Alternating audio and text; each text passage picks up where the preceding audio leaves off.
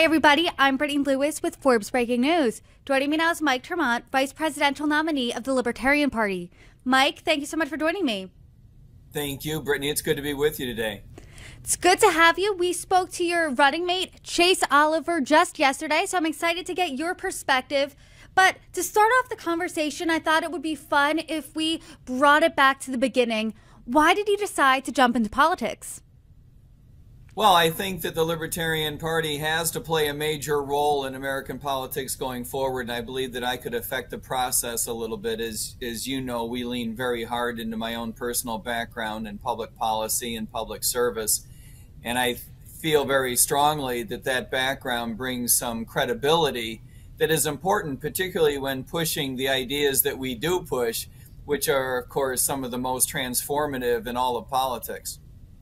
So let's talk about those transformative ideas. Were you always a libertarian, and what specifically drew you to the Libertarian Party? No, like a lot of folks out there, I was a Republican several million years ago. I was an employee of the George Herbert Walker Bush administration. This was the president who had famously said, when they come to me looking, I'm paraphrasing, looking for new taxes, I will say, read my lips, no new taxes. And of course, he went back on that pledge and did sign up for new taxes, which, as you might imagine, if you're a young, fiscally conservative economist, that's a real turning point in your life, because you realize that politics trumps economics. And that was the beginning of the end for me, leaving the Republican Party. So people know Democrats, people know Republicans. People have heard the Libertarian Party but are a little less familiar with it. So give us that elevator pitch on what the Libertarian Party is. The Libertarian Party is all about taking control of our government so that we can leave you the heck alone.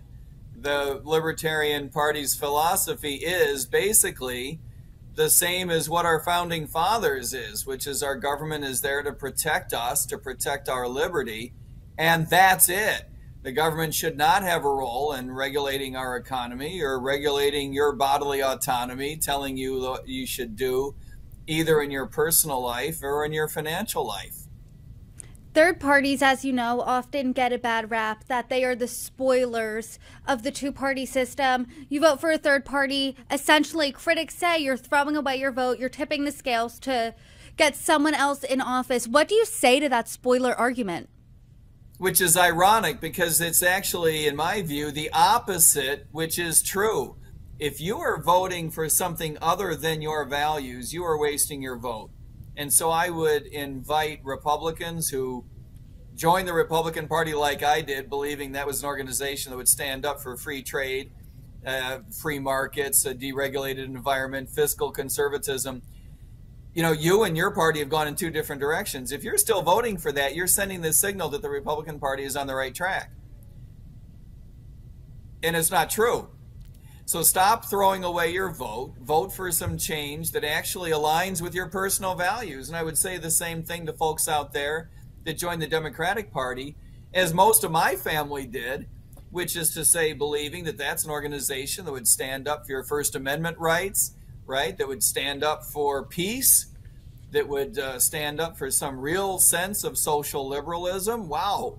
You know, folks like my family and that party have gone in two different directions. If you keep voting for the Democratic Party, you're sending the signal that you believe they're on the right track. And it's not true. You mentioned earlier about that moment with George H.W. Bush. That was kind of a turning point for you, where you were like, this is not what I support. When it comes to the Democratic Party, where do you think a similar turning point moment could be? I think for a lot of folks, it was the management of the COVID regime. The idea, and by the way, Republicans supported it too. So I think it's a turning point for everyone who pays any attention to politics whatsoever. But this idea that your government should have the right to close your business, to tell you, you know, with whom and where you can get together in social situations, that you have to wear a mask, that you have to have a vaccine or risk losing your job, that the government should be in control of the development of the vaccine and the science, and therefore have a stake in what it is you're allowed to hear about various treatments or about the development or the results of the vaccines. I think that this is a turning point for a lot of folks who believed many years ago. I think most of us wanted to believe a generation ago that the federal government was an organization that you can trust. And I think we are waking up to the idea that that's just not the case. The Trump administration was the one in charge when COVID first was underway, as you know. So do you think, A, Republicans botched the COVID response too? And B, let's say Libertarian was in charge, what would be the Libertarian response? Yes, I think the Republican Party did botch the response. And that's not to say that President Trump didn't have some correct instincts about it, but ultimately blew the call and supported a tremendous amount of government interventionism. A libertarian-minded administration would push for a complete separation of science and state. There is absolutely no good reason in terms of science or economics or even logic why the government should be involved in the science behind the development of medical treatments. And when it does get involved, it biases not only the development of the treatments, but what you are eventually going to hear about them. And we can't have it. Chase Oliver is the presidential nominee of the Libertarian Party. He picked you as his running mate. So can you talk to us about why you agreed to run with him, A, and B, what you bring to the ticket, what he brings to the ticket? I'm a libertarian, and I think that's why he wanted me to join him. There were any number of other good candidates. I'm sure they're all, you know, arguably smarter and better looking and more charming and more articulate, but he's going to make do with me, and I'm glad that he is. I think the idea behind Chase is his center of gravity is all about peace. He's a long-term peace activist. As you may well know, he is the guy that disrupted the duopolistic political environment in Georgia when he ran for Senate, forcing that runoff. This is not Chase's, he is a young man, but this is by far not his first rodeo. He has strong experience in disrupting the duopoly. That's what I'm all about, and I think the Libertarian Party is all about. We are going to be running a very, very credible, competitively credible campaign. And I think that that's something that I can personally contribute to the ticket, is a background in public policy and public service, having worked as a police officer for 11 and a half years, having worked as a White House economist, having taught economics at 3 universities, having served both as a successful entrepreneur and as an advocate in Washington for a decade for free markets. There's a lot that I can bring in that context. What are some of those top issues facing Americans that are on top of mind on the ticket? We got to stop the government from spending so much money. We need to leave Americans with more money in their pockets. Every dollar the government spends is a dollar that you can't, right? They're eventually going to recoup all of dollars they spend by either taxing you or creating inflation, which of course is just another form of tax on you, or issuing debt, which of course is just another future tax on you. And so we believe that fundamentally the root cause of a lot of the problem in Washington is that the government just spends too much money. I believe that we need to cap federal spending altogether and then bring down that cap so that all programs have to take a haircut across the full spectrum of programs. Having served as a law enforcement officer myself, I spent a lot of time talking about criminal justice reform. I believe that we need to end the war on drugs, to treat drug addiction like the medical problem that it is. I think most police officers that you talk to would agree with me on this, that however you feel about drug use, I'm no advocate for drug use, but the way that we've been treating it up until now, you have to admit, is just completely counterproductive. So let's take that last issue first. If you think how they're treating drug use right now, how America's treating drug use right now is counterproductive, how do we flip it and how do we make it a more productive policy, more productive conversation? I think that you've got to decriminalize it and get the government out of it. You've got to invite in private sector solutions, and you can only do that by decriminalizing. There's 2 huge problems with the war on drugs, aside from the fact that it doesn't work. One of the big problems is that it drives all of these transactions underground, right? you create a black market that prevents people from holding up their hand and saying, I need help. It's absolutely counterproductive. It's not just a matter, Brittany, of saying this is a program that doesn't help us. This is a program that creates its own problems by driving people's problems underground, people who already have a hard time identifying themselves as being in trouble and needing help. And then on top of that, by creating this black market, what you've done is you've invited in people to distribute drugs who are by definition criminals, right? The people who are selling drugs are the people who are willing to go against the government. I appreciate the fact that everyone wants to make a buck. The idea that the government would make it illegal to sell these products means you're necessarily going to have them distributed by criminals in a very violent setting, and you need no lecture from me on how violent our urban areas have become because of the drug traffic. So when you say decriminalize drugs, are you talking about all drugs? Would it just be marijuana? Yes. Would it be everything? So you're saying decriminalize even things like heroin? Absolutely. There is nobody out there listening to you and listening to me who are going to say, oh, goody, the government's decided to decriminalize. I think I'm going to go start shooting up. That just doesn't happen. The problem is that we have criminalized a health problem. I mean, if I thought it could work, sign me up for criminalizing cancer, right? It just doesn't work, however. And for this reason, we need to get out of it. I believe that as a practical matter, the way this will go is we will eventually wrap up the decriminalization of marijuana, and then Americans will next be ready to bite off the idea of decriminalizing drugs that are not producing addiction effects, and then eventually we'll be able to decriminalize everything. How do you get Americans on board? Because when you say decriminalize heroin, I mean, that sounds like just like that on its face. That's a tough sell. How do you do it? I don't think it is. I think that Americans are ready for the idea that we have a heroin problem. We have an opiate problem more generally. We have a drug problem more generally. I think Americans know that the way that we've been approaching it to date doesn't work. That's the first thing I would tell you. The second thing that I would tell you is that the government has no ethical role, right? Has no moral authority in telling you what you can or cannot do with your body. So that's a weird thing, just on a matter of principles. But it also needs to be said, if you believe that we need to do something about our drug problem in the United States, as I do, I feel extremely strongly as an economist, as a father of two, as someone who cares about the community, we need to get our arms around this problem. We need to try something different. And we know that criminalizing health problems doesn't work. I know that you could probably talk to any American and they could probably come to a consensus that there is a drug problem and what we're doing right now isn't working.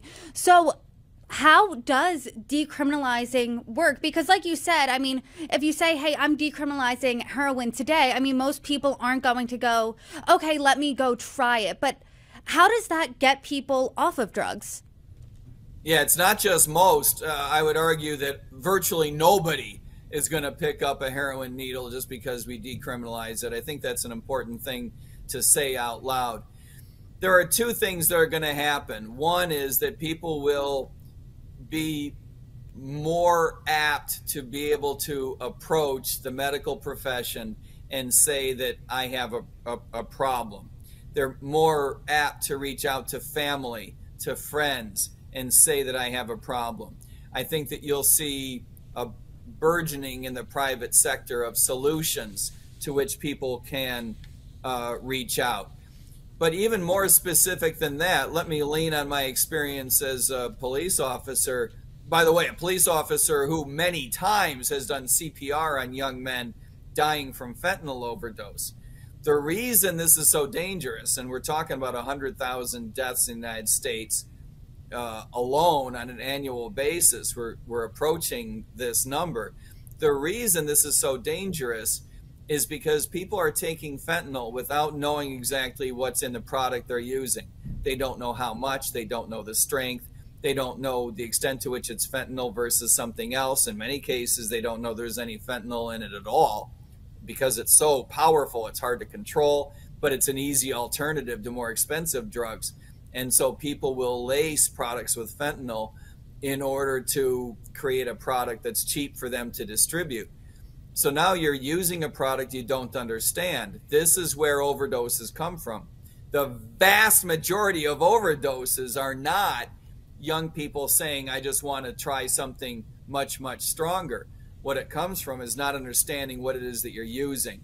And that is a traditional characteristic of black markets, where you just have criminals providing these products rather than someone that you can trust at all.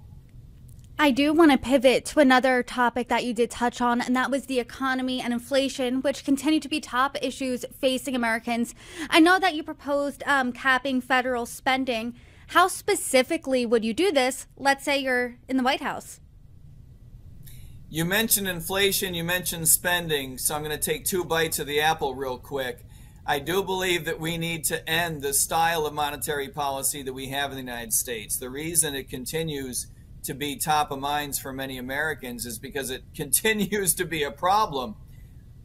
Republican presidents and Democratic presidents have come and gone, and yet inflation remains a problem for the past 100 years. And so the problem is not just, replacing some guy in the White House. The problem is the way that monetary policy is constructed in the United States. We need to stop the Federal Reserve and stop it as an organization that we allow to just create as much money as it wants. There is no cap on that. We need to get that under control and replace the Fed with a rules-based system. Regarding the government spending too much money, which of course is the fundamental root of all of our problems in terms of the government intruding on our economy, the way you do that is to cap total spending. When I was in the White House in the Office of Management and Budget a long time ago, we had what we called budget control law, which has gone by the wayside. But the idea is that Congress is more politically able to sign up for an overall cap than it is to sign up for a particular reform of a particular program. Nobody wants to vote against, their community's favorite program, but they will sign up for an overall cap. And then you ratchet down the cap over time.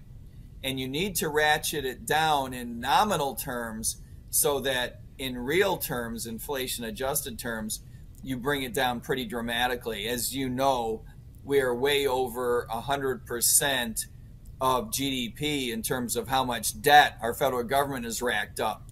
We're in relatively uncharted waters regarding how soon a financial collapse of the federal government might be around the corner. I think the current argument is whether the federal government of the United States is able to last 10 or 15 years, or whether it can make it 30 or 40 years.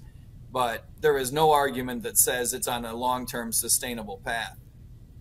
I know that the Libertarian Party's policies, platform ideas are more radical than Democrats and Republicans. And I want to talk about a viral moment that happened just this past week. Chase Oliver was asked if you would vote for either Trump or Biden, gun to your head, who would you vote for? And Chase responded, the gun would go off. What do you think of that moment? I think he's exactly right. And by the way, I think he's telling the truth.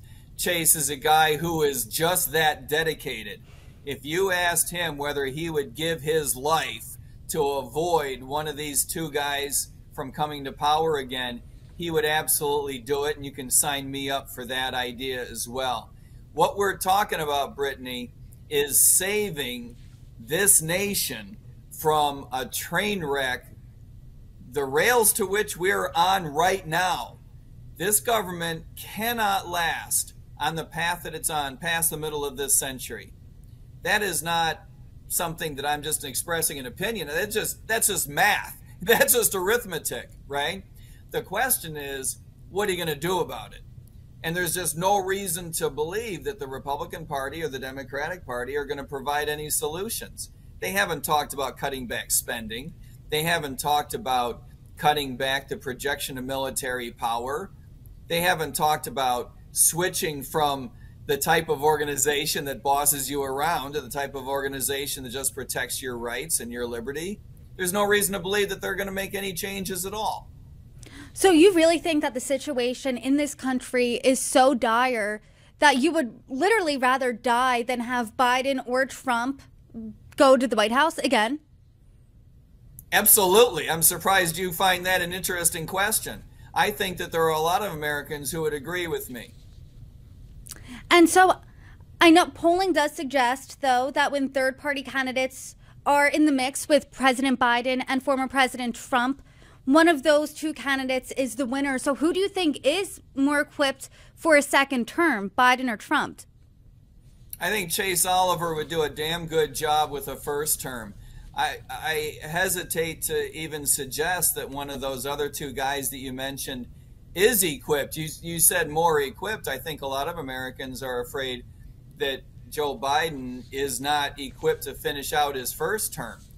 And to your point regarding COVID regime earlier, regarding the fact that this whole regime got launched under the Donald Trump administration, I think that you could build a pretty good case that he himself was not equipped to finish out his first term.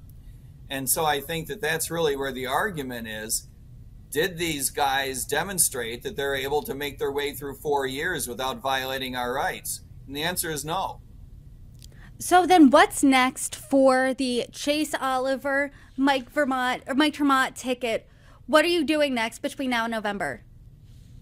We're going to be on the road a great deal. We're going to be talking to people like Forbes a great deal, which is highly rewarding, and I appreciate your time. I think that young people are going to very much warm to Chase's delivery and his messaging, being a young man himself. I believe that any number of people who are concerned about our economy and being concerned about our need for criminal justice reform will give me their ear as well. And so whether you're a frustrated Republican or a frustrated Democrat, I think that you're going to find that the Libertarian Party is a very, very welcoming tent. The solutions only seem radical in the context of the fact that the other parties aren't doing anything. If you were to compare our solutions to the way the framers of the Constitution had envisioned this economy and this government working, I think you would look at us and say we're bread and butter. Mike Ter Maat, I appreciate the conversation. I appreciate you joining me today. You're welcome back anytime. Thanks so much. Oh, I'll see you tomorrow then. Thanks, Brittany. I appreciate your time.